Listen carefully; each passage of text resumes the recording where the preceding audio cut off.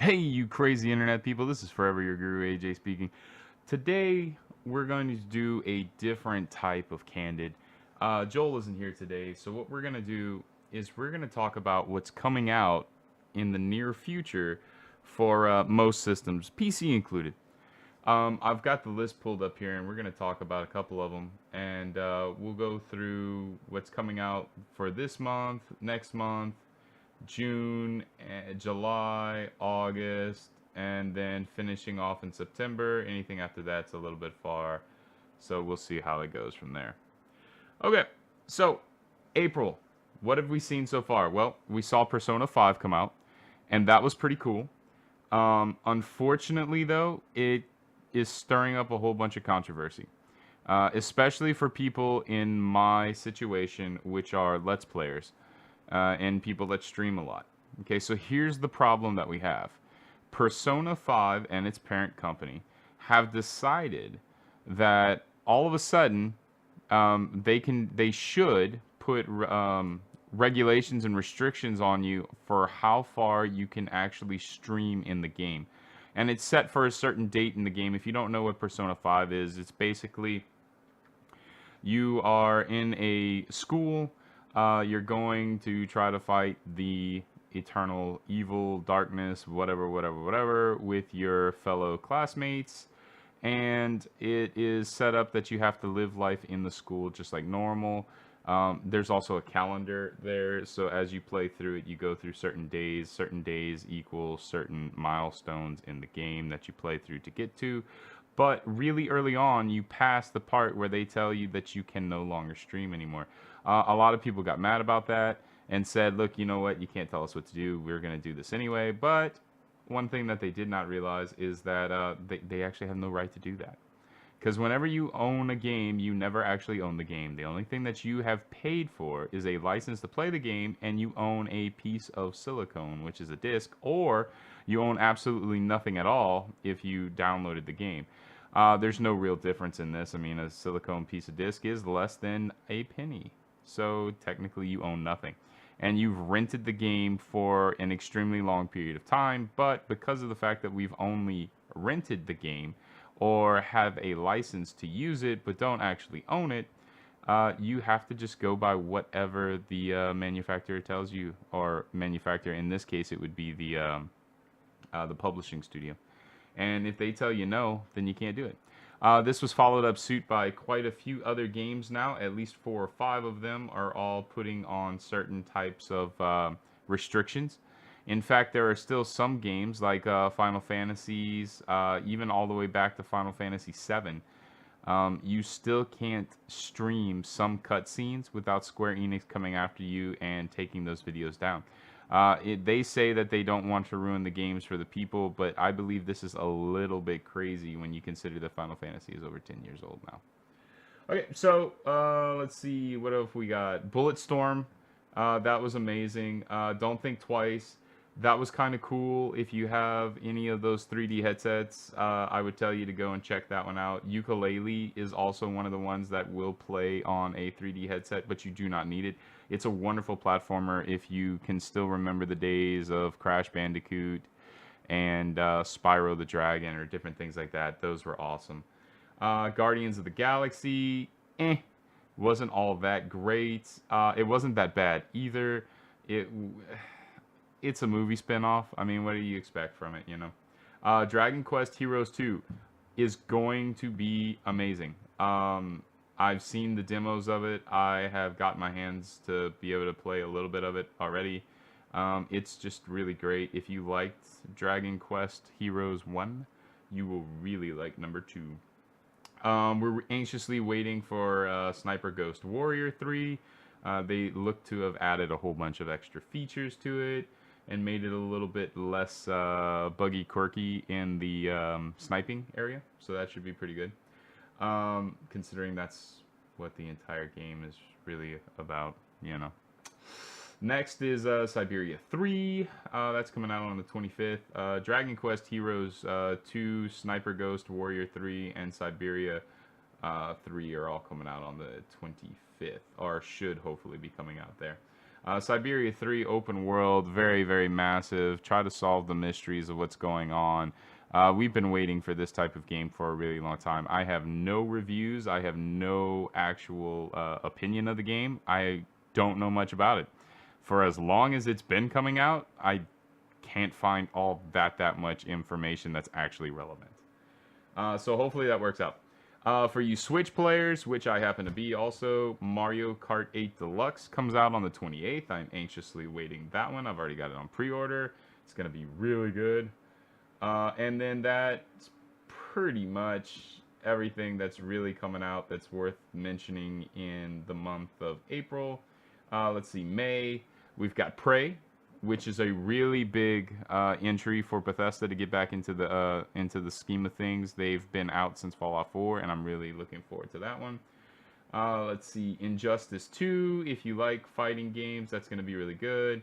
Fire Emblem Echoes, Shadows of Valencia is amazing for the 3DS. Pick it up. It's going back to its roots of Fire Emblem. If you don't know what that is, it's all turn-based and strategy where you're going to place your character type of RPG. It's not... It is open world, kind of, but you're on a rail system, so whenever you're moving, you can only move so far, so it's all gridded out. But amazing game. Also, you can turn on and off the permadeath system if you really want to be a real player. Keep the permadeath on. All right, let's see. Rhyme is coming out on the 26th of May. That one's going to be really cool. I just can't say too much about it. There's not much out for it, but it looks like it's going to be a solid game, and it is launching on the PS4, Xbox One, and PC. Let's see, Ultra Street Fighter 2, the final challenges. They added a couple of different challenge modes to the game. This is coming out on the Switch on the 26th also. Yeah, I mean, if you're just a nut for, Street Fighter, great. But you know what? Ultra Street Fighter 2 is still just Street Fighter 2, and it's over a decade old. So, I mean, take it or leave it. If you really want to fight some people on the Switch, good, do it. But if not, that's fine. Let's see, the Don't Starve Mega Pack is coming out on the 30th for the PS4 and Xbox One. That's going to be really, really nice. If you are a fan of the Don't Starve, you're going to get every single piece of add-on that they had for it in that Mega Pack. And if you wanted to play the game, but you've never done it before, this is the best way to do it because you're going to get everything and not even have to worry about anything else. All right, well, that does May. Let's see, let's go on to June. June is going to have one of the best fighting games in a very, very long time. Tekken 7. Been waiting forever for it to come out. That's going to be really cool. It's launching June 2nd, PS4, Xbox One, PC. Don't miss it. It's going to be really good. Let's see, The Elder Scrolls Online. If you're still playing that MMO, the Morrowind DLC will be dropping on the PS4, Xbox One, and PC, respectively, in June 6th. Morrowind is also adding a lot of extra features to the game and a lot more bug fixes. They do this all the time, although, let's see, The Elder Scrolls ESO Online is doing a really good job of doing some hot fixes every once in a while to try to keep the community happy.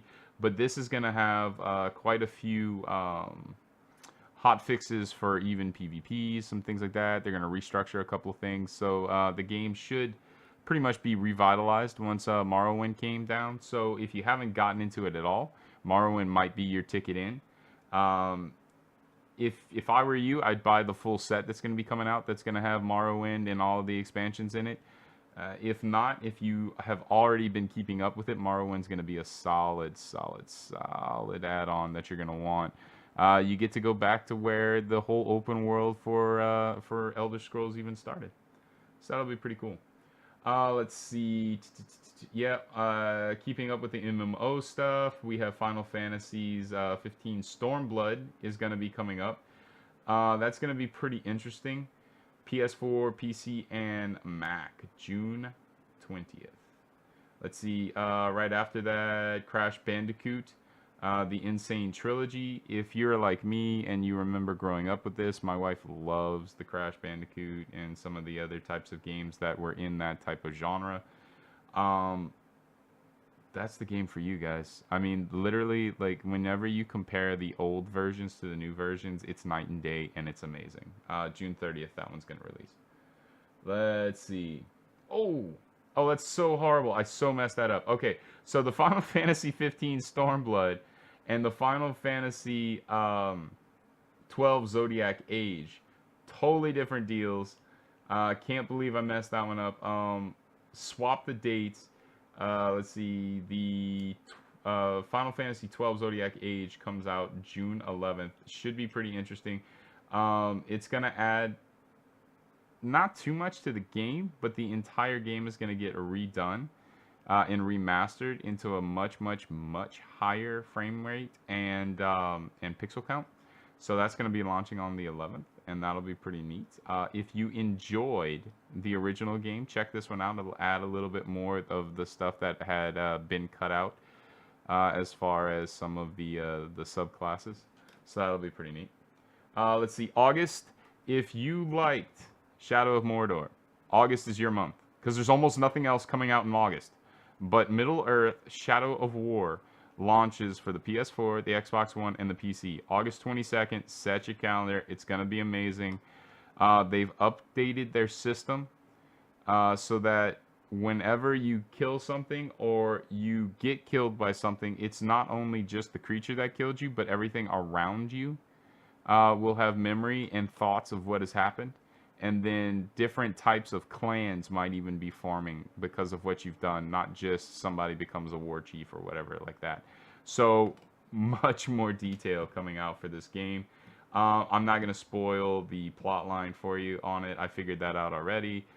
Maybe we'll do a video in August. Maybe this will be one of my playthroughs that I do for you guys. And then September. Just amazing. I'm just going to say it. It's amazing. Destiny number 2. September 8th. Not the end of September, but September 8th. We get it. And it is 100% guaranteed PS4, Xbox One, PC. Sorry, Switch users. Can't pull the graphics. I know. Kind of sucks. Not only, I don't even know how you would do all of the party chat and everything with the way that Nintendo wants you to have a cell phone to be able to do that, which is ridiculous. I'm just saying. I hope they fix that type of stuff. But yes, Destiny 2, the tower is destroyed. Let's see. Gal. Yeah, wow, that's a name. Gal comes down, destroys everything. He's part of the big, huge, ugly guys from Mars. He's going to ravage our planet. He's going to somehow disable the speaker and the traveler, and we're going to lose most of our powers, and we're going to have to fight back through the storyline and gain that back, well as being able to mature in a new type of guardian system. From what I hear, that it's going to be a lot larger of play spaces, somewhere in between what you would normally see in an MMO and what you would normally see in kind of a regular RPG. So maybe, I'm so hesitant to say it, but maybe something kind of like half the size of the map of Fallout 3 in some areas. Like, it's just going to be way more open and different things that you can do, way less railed, you know, because everybody knows there were tons of play spaces in Destiny 1, but you were very railed in every single one of them. Everything opened up to a certain place. If you wanted to go somewhere that they didn't want you to go, well, tough, you can't do it. A lot of that might be getting fixed in Destiny 2. So, I'll also let you know in November, Star Wars Battlefront 2 comes out. That's PS4, Xbox One, and PC. Everything else from there is just too far for us to care about right now, because in this day and age, developers, well, they kind of shuffle around and cancel games all the time. So every month or two, I'll come out with a video like this and just keep giving everyone a heads up on the different things that are coming out. Also, I forgot to mention, but if you're interested, this month on the 23rd, Rock Band VR comes out. If you want it, buy it soon. Because if you don't, you'll never get another chance at it. Because the company that helped make that game, Mad Catz, just went out of business. They sunk all their money into the game, and then they came out with the game, and I just don't know what's going to happen to them now, because they did file Chapter 11 bankruptcy. So if you're really interested in that game, you better get it, and you better get it when it comes out, because I don't know if you'll have another shot at it. But all right, guys, it was nice talking to you. This is Forever Your Guru, AJ speaking. I am signing out, and I'll see you in the next one.